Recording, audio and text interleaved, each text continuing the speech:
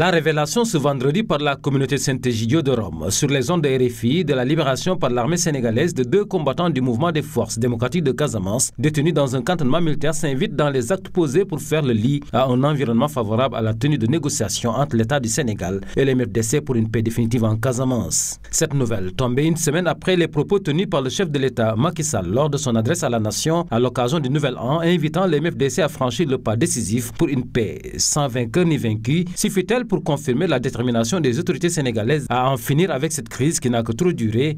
Par l'affirmatif, serait-on tenté de répondre à entendre Moro Garofalo de la communauté Saint-Egidio? Nous irons bientôt vers une paix définitive avec une définition du statut de la Casamance, a-t-il confié à RFI. Selon cette structure médiatrice entre le gouvernement du Sénégal et la branche armée du mouvement des forces démocratiques de Casamance sous le contrôle de Salif Sadio, l'absence totale de violence sur le terrain suffit pour comprendre qu'il y a du travail en marche vers cette paix définitive. Que dire alors du silence assourdissant de César Atoute-Badiate du Front Sud, lui qui ne serait nullement engagé par les démarches de la communauté Saint-Egidio d'une part et ayant coupé toute relation possible avec les facilitateurs tels que le GRPC ou encore les émissaires de l'État du Sénégal d'autre part? Quel crédit accorder à une étape finale annoncée pour sous peu avec un Front Sud presque isolé qui est habilité à discuter d'une définition du statut de la Casamance? Voilà autant de zones d'ombre qui méritent d'être mises sous le coup de projecteur afin d'arriver à une paix réelle, inclusive et définitive en Casamance.